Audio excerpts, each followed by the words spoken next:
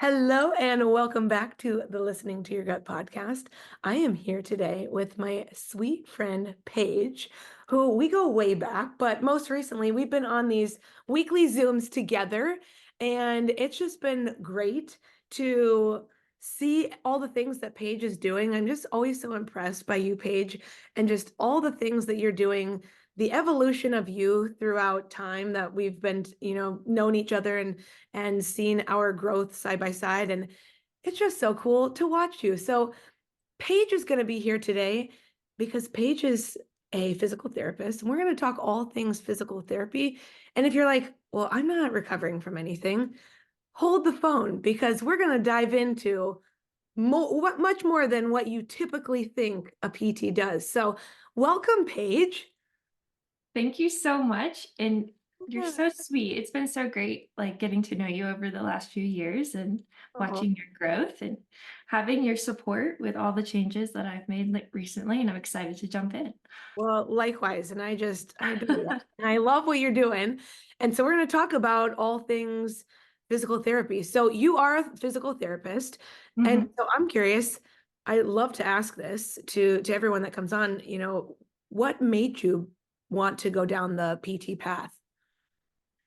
Well, a lot of people, like physical therapists, have a traditional story of like massive injury and then like having incredible recovery through PT and just like loving it. I didn't have that experience. So it took me a really long time to really understand why I wanted to do this. And I bring it back to having chronic knee pain starting at the age of 8. And my doctors just kept telling me, well, stop running. Like it stops when you're not running. Okay, so don't do it. And I thought, but I like running, so I don't want to stop. It was probably 8 years before I was sent to physical therapy. Wow. And although I don't totally agree with like the methods that they used, is probably the best practice at that time.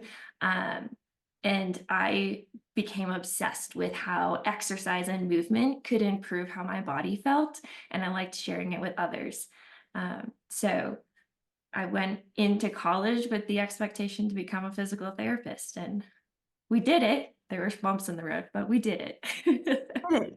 And I'm always just so fascinated by people such as yourself that like are constant learners, because I myself am one too, and I know that you're going through, like, you've done many tests and had lots of like certifications that you've gone through. So I love that you and I both share that passion of like continuously learning. I know that you're always reading books too, which is really cool because we can learn so much from books. And you've turned me on to so many good books like the Breath book. And I know you're currently, or you had just recently read The Body Keeps the Score, and I started and then stopped that. So like you've been an inspiration to me to like get back into some of these books that I know are really great for my overall health and wellness too. So I just want to thank you for that, because yeah, it's really cool to be connected to friends that enjoy the same things, that love to learn and grow. Oh, I totally agree. And I'm so glad that you've like dabbled in these books a little bit because I love talking about them and sharing them with others. You turned me on to Goodreads too, so thanks for that. Oh, you're welcome. I like to keep track of what you're doing. Yeah, I love it. So let's dive into more of like your journey as a PT. So I know currently you are like a solopreneur, which is super cool. I'm so excited for you to see how this continues to grow and evolve. But that's not how you started. So can you take us back to where this began and like bring us through the from beginning to now? Sure. So I'm actually going to go all the way back to when I started grad school. Okay. Yeah. So I went to a program that was 3+3. So I had 3 years of undergrad, 3 years of grad school, and I graduated with my BS after my first year of grad school. Wow. Kind of a weird setup, really condensed. Um, and I actually experienced a lot of loss. A lot of people died the year before I entered grad school, and then I had jaw surgery. Of course, if I knew now what I knew then, what I know now, wouldn't have done it. But all these compounding factors, and then I enter grad school, I actually dropped out. I did not know what I was doing or who I was. And I was like, I'm studying and I'm failing these tests. Like, someone make this make sense. Um, and that was the best decision I ever made, because I feel that it has made me a more passionate physical therapist for the whole body versus focusing on like an injury or rehab. Um, so I took 9 months off of school. I came back geared up, um, completed the 3 years of grad school, and I actually applied to orthopedic residencies, which are not required for PTs. You can start treating as soon as you graduate and get your license. Um, but because I was in grad school, I ended grad school during the pandemic. I felt that I needed more education and supervision. So I applied to residencies. I got into a really prestigious one at the Cincinnati VA. Mind blown. So I had to take my boards test early, somehow passed that. So grateful. But I moved to Ohio, did my residency for a year. I met some incredible people and I learned so much, um, of things that I probably wouldn't have learned for years. Um, they will say like residency kind of counts as 3 years of experience instead of one, which is because it's only 1 year. And it qualified me to sit for the orthopedic clinical specialist exam, which I took, whoops, I took last year. Uh, with technical difficulties, I kind of gave up on the test because it kept shutting off, and now we're taking it again next month. But besides that, um, I moved to Colorado after residency, working in a private outpatient orthopedic clinic type thing. And it was not what I was told it would be, or what I was hoping that it would become. So I was there for over a year and decided like, this is not where I'm meant to be. I feel like I'm boxed in. Um, I was doing continuing ed classes at least 1 to 2 a month, which my coworkers thought was crazy. And I was like, I just want to know more. Yeah. So I got certified in spinal manipulation, pelvic floor therapy, dry needling, kind of like all these different things, because I feel like I can use all of them with almost everybody. So I have since started my own business, as you mentioned. I am a mobile physical therapist, so I literally bring an outpatient clinic to my clients' homes, which is kind of funny. People think they have to help me, and I'm like, nah, I got this. Yeah.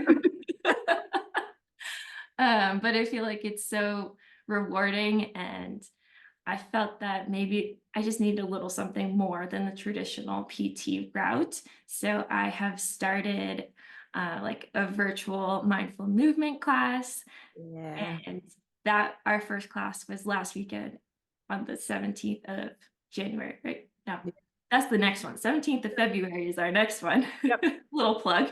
Um, and it was just so much fun, because I feel like it's really important to include the mind, emotions in with our physical healing. That's a quick little synopsis. That's awesome. I had no idea like the trajectory of your stories, which is super cool for me to learn right here and right now. And yeah, I think that's so awesome. I mean, we had talked about before prior to this call how if it would have worked out that you and I would have crossed paths sooner, like you were here in Ohio for, part of that time, that would have been so awesome for us to have connected then. But I think it's so cool how you have really, like you said, you've figured out that things weren't working, for you at the time and took that pause, took that break, that refresher, and then came back at it. Because it's clearly, I mean, I can see it when you conduct the movement session, and just when you talk about PT, like I can see how lit up you are by that. So I'm so glad that you stuck with it. And I know that everything that you are doing right now and will continue to do and the things that you're going to add on in the future are just going to change the world of PT for the better. And it's because you have that passion and that desire to do it. So I'm so excited to see how things grow and evolve moving forward. But I want you to touch on how we can really, as just the average person, the average woman, really how we can start to maybe implement certain types of movements or be more mindful of the movement that we conduct on a daily basis? Because, like you've shared before and I shared, PT isn't just for individuals who are coming back from an injury or an illness.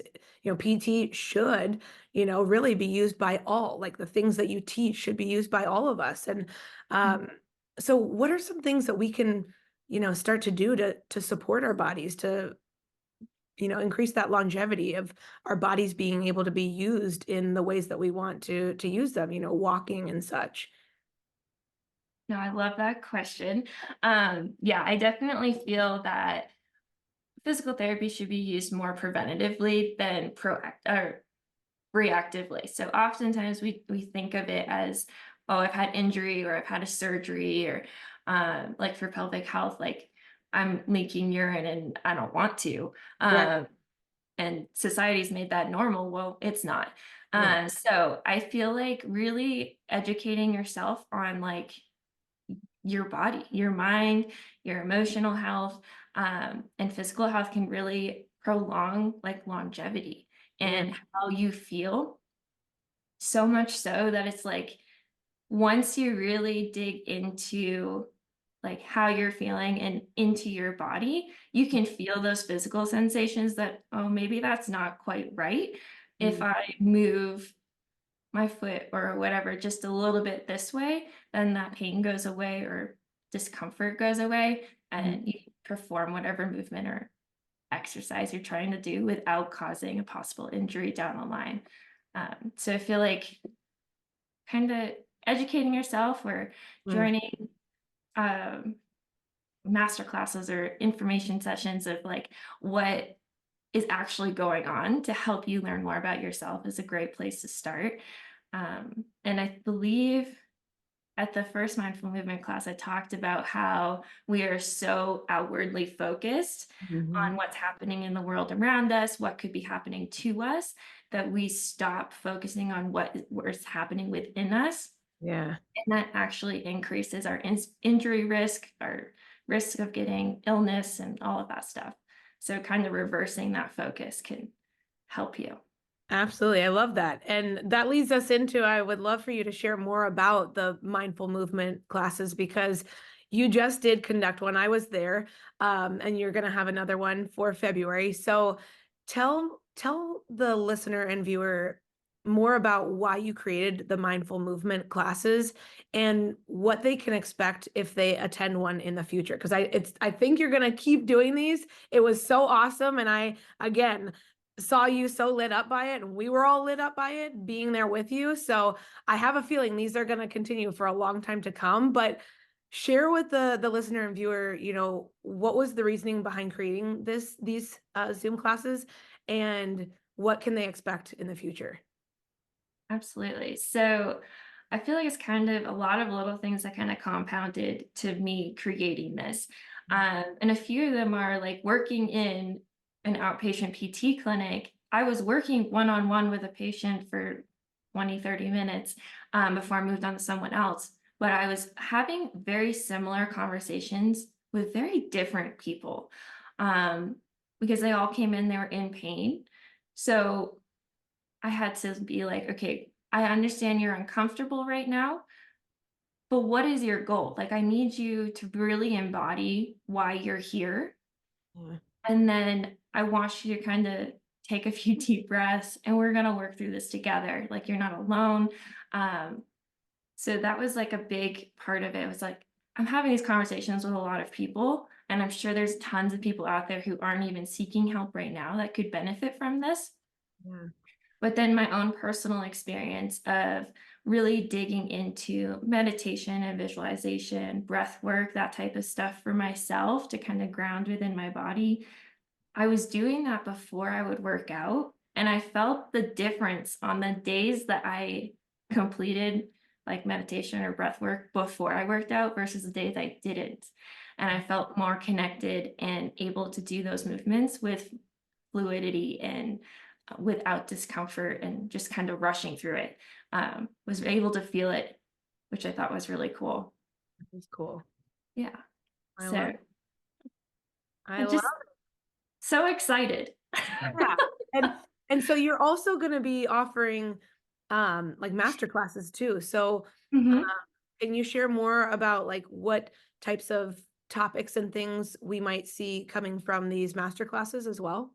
Absolutely. So I'm going to do a master class. This first one, February 21st, is going to be all about mobility. So we're going to dive into what the difference between flexibility and mobility are, because most people think they are the same thing and they're very different. And how you can integrate it into your daily life to help with longevity and feeling good in your bodies. I'm going to dive into pelvic floor health a little bit in one of them, and core stabilization. That's a buzzword that maybe nobody knows what it actually means, but kind I of don't. stay tuned. Good, good, good. That was something I learned a lot about in residency that I hadn't learned in grad school. So I loved teaching about it, and then I learned about pelvic floor, like all the muscles and all that stuff, and I was like, "Wait, now I'm even more obsessed." So I'm excited to talk about that one. I don't know when it'll be yet, but those are a few that are on the docket. That's awesome. I'm excited for all of those, and I gotta sign up for this upcoming one. I need to get on that. Um, but I guess my next question for you is related to, like, if we're feeling tension in our body, right? Tightness in our body. Like, I know for myself specifically, my, like, hips feel very tight, and, like, the connection between uh my torso to my legs, like, that connection feels very tight. What are some things that, like, if you feel tightness in your body, we can start to do? Because I feel like that's one of those things where, like, yeah, a lot of us, go about doing our own different workout routines and such, but I don't think we pay, at least I don't, no, I don't pay enough attention to, like, okay, when I feel that tightness, what are some things I can do? Yes, I do like foam rolling and things like that, from time to time. But what are, like, maybe some stretches per se, or I don't know. I need your guidance. What are some things we can do if we're feeling tightness in, different parts of our bodies? Mhm. No, I love that question. And the hips, low back area are a very common place that we hold tension. Um, and this is a I'm going to kind of tie this into why I got into pelvic floor therapy. And Okay. it's because our pelvic floor can refer to our hips and our low back. Whoa. I saw that brain explode for a second there. Whoa. So, and if you also think about if you've been into chakras or anything like that, our sacral chakra is right there in our pelvic floor area. So that is where our power is, our enjoyment of life and creativity. So if we've got tightness there, we're restricting that chakra and we don't feel that we have our power, Whoa. right? You see why I'm so obsessed? Like, Yeah. Oh my gosh. so I believe it has to be a full like mind, body, spirit integration into those areas, especially if there wasn't anything specific to bring on that tightness or discomfort, Yeah. right? So kind of digging into a meditation or breath work. Our breath is an incredible way to connect to our vagal nerve, which is one of our cranial nerves that connects from our brain to our gut, Yeah. right? Yeah. So it can help calm that down, which then can calm into the rest of our body. And I feel that's a great place to start. So really breathing into the tension like you would for stretching your hamstrings. As you take a deep breath in and exhale, you're able to stretch a little more. Kind of think of it that way for those hips or low back. I love that. And another question I was thinking of too is, oftentimes we hear, like, if you feel tension or, tightness in the body, like using a heating pad might be helpful. Is that a good thing to do? Asking the PT, like, can we use a heating, like, is that a good approach? Or, like, what's the difference between icing versus heating? Like, what does that do to the body? Oof, I love this too. So I'm really big on like active recovery and healing. Yeah. Ice and heat are passive, which is fine. You can use those as needed, but I wouldn't suggest that you just sit with a heating pad for a couple hours. What that's doing, the heat is drawing blood flow to the area, Mm. and then it just kind of sits there because Mm. you're not moving, right? So then you can feel stiff within 20 minutes of getting off the heating pad because you just brought a lot of fluid to one spot and then let it sit there. So it's just like if you work out and you feel like a nice like arm pump and you feel like Yeah. it's nice and stiff and you can see the muscle, that's kind of what has happened where you had the heating pad. Um, Although it doesn't look as cool because it's not on a show muscle. Yep. Yep. And then whereas ice does the opposite. So it restricts our vasculature. So it has less fluid to the area and it just kind of stiffens it up. So you wouldn't want to ice before you go do anything crazy. But yeah, so I think they're great in moderation. Just be aware of what your purpose is for using that modality. Yeah. So you would opt to say maybe more so doing the stretching route as we just talked about, like doing some of those types of like more movement based and Yeah. using, icing and heating as kind of like a if need be or like secondary. Yeah. Yeah. And or you could use like some I will use ice sometimes when I start getting into increased mileage when I'm running for like my shins. So I'll use like this is a cute little chip. If you those paper Dixie cups, you Oh freeze yeah. water in those, you can peel the bottom off and it gets like really deep. It's a massage. Feels so good on the shins.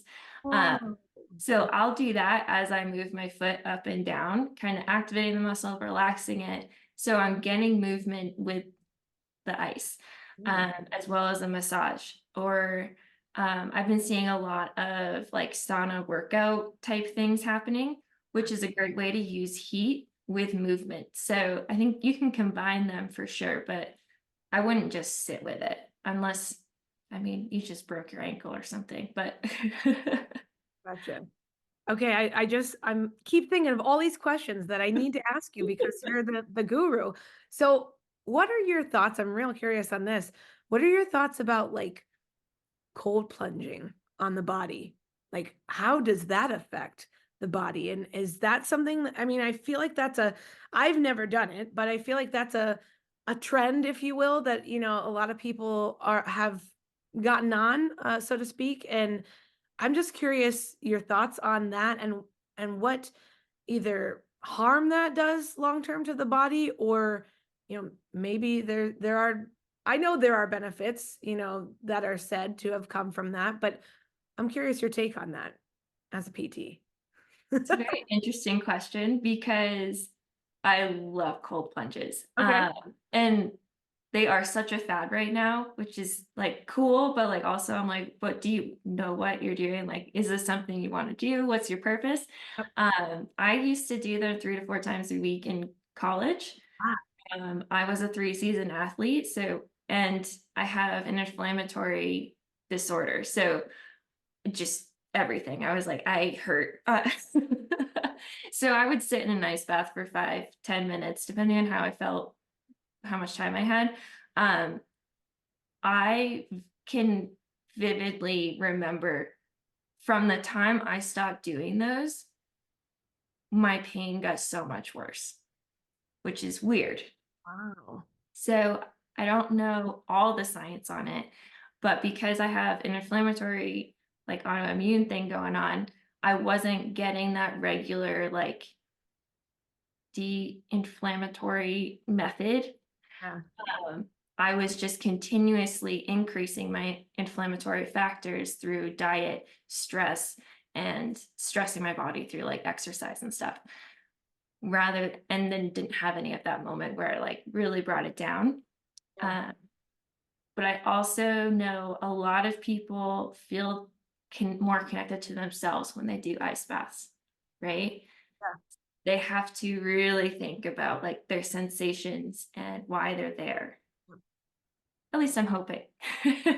Yeah, So that's what you said. Yeah, yeah, that's the hope. yeah, So I feel like it's kind of bringing mindfulness and grounding within to your body, which can also help like your immune system and all of that. yeah. Interesting. Okay. All right. Well, maybe I will have to, check this out. Give it a try. Start with a cold shower and then progress from there. Maybe that's, I yeah. can't do cold showers. I don't know what the difference is. Like little bits at a time. I mean, I couldn't do a full cold shower, but maybe a little incremental Yep. to get there. Yeah. I will have to, I would really like to do it. So we'll see. We'll see if I can make it to the full progression of an ice bath. Or But just get in a cold pool. yeah, that too. Maybe I'll just go to a cold pool. But no, you brought up a great point, which is inflammation, right? I mean, who hasn't experienced inflammation? And I also I have two autoimmune conditions, so inflammation is something I'm fully aware of and have experienced for sadly most of my life because of the conditions and when I accrued them. But I would love to know, are there certain things we can do for the body? I'm thinking movement wise, because I know, yes, mindfulness wise and what we eat definitely can help impact that. But in terms of movements, I know that I do the legs up the wall to help the blood flow, throughout the body and help to reduce inflammation. So I know that's one. But is there besides that? I feel like that's the only thing I do, and I'm like, what else is out there that I could be doing to help, my body decrease inflammation when it comes to movement wise? I love this question, and it's kind of the basis for my masterclass on mobility, but I'll give a little insight, Oh, okay? yes. So, mobility work can be used to help decrease inflammation. So, if we'll use like the knee, like the leg as an example, um, oftentimes, like if you sit a lot or if you stay in one position for a long time and then you get up and move and your knee is like not ready to go with you, that is inflammation in the area of synovial fluid. So, that's the joint fluid that helps it move. That's just been sitting there. Yeah. Okay. So mobility can help work that fluid out so then you can get up and walk. So Oh, you can do that for your whole body and it's incredible. wow. So does that also explain, like, when I have been on a flight and I'm sitting for a while, sometimes I will notice, and it's weird because it's not both legs or not both ankles, but like one ankle will swell and the other one won't. And it's like all I was doing was clearly sitting in the chair on the plane. But is that what's happening? The fluids like It just sitting could there? be. Yeah. I mean, there's always a bunch of different things Sure. happening all at once, but yeah, that could definitely contribute for sure. Wow. Oh my goodness. Wow. My mind is continuing to be blown here. This is incredible. Um, okay, so I would love, Paige, for you to share, like, what are your dreams and aspirations for your business and like for the PT world? Because I know you're coming out with master classes, those are going to be on the regular. You're doing mindful movement sessions. You've shared some of this with me, so I already know part of this, but like the world needs to hear this too. So what do you aspire to bring to the world with your work in PT? I have so many dreams right now. But right now currently on the docket is like getting these master classes started and getting this information out, um, as well as the mindful movement classes, because I think it's so important for everybody to have access to this type of information and experience. Um, but down the line, I want to create, and I told you this already, so I'm just going to share it because I'm excited. Create a mindful movement membership. So where you can work one-on-one with me, but then also have a community of other people who are going through it. Um, just to have that accountability and resources at your disposal. Uh, so that's something I want to do. And it's going to be kind of like nationwide because I could do that. And I want more people to have access to this. So that's what I'm most excited about right now. We're working on it. It's going to be rolled out in a few months, I think. So Oh my gosh. I'm so pumped. I'm so pumped for you and for all of us that get to experience this with you. It's just I I can't put into words the way I felt after that mindful movement session that we just did. I've never felt the way that I did, and I know you got a lot of people that shared that same sentiment with you. So, if you need to move your body, which is all of us, please sign up for Paige's next mindful movement and the master classes, all of them to come, because I'm learning so much. Paige is sharing this information in such a easy to understand way. And if you don't know Paige, I mean, first of all, what are you doing? Please go connect with Paige because she is the sweetest soul, the most genuine individual you will ever meet. I just can't speak enough good words about Paige. So, Paige, I want you to, as we start to round things out here, I want you to share the ways to connect with you, if you wouldn't mind. Oh, absolutely. Get a little teary-eyed. You're so sweet. I love you. I I hang out on Instagram the most, and my handle there is at Dr. period Paige Rainford. And then I have my website as well as also drpagerainford.com, where it has all the info of my services and upcoming classes. So those are the two easiest ways to find me. But Awesome. Well, I will have all of that in the show notes. Thank you, Paige, Dr. Paige, so much for coming on today. And gosh, I learned so much. I know that the women listening in are thinking, oh my gosh, there's so many things I could start doing right now. And then I'm going to continue to learn through Paige. So this is just wonderful. Thank you so much. well, thank you. And don't jump into everything all at once. Right. Take it bit by bit. That's right. Right. Little bites. That's coming from the expert. Thank you again. Thank you.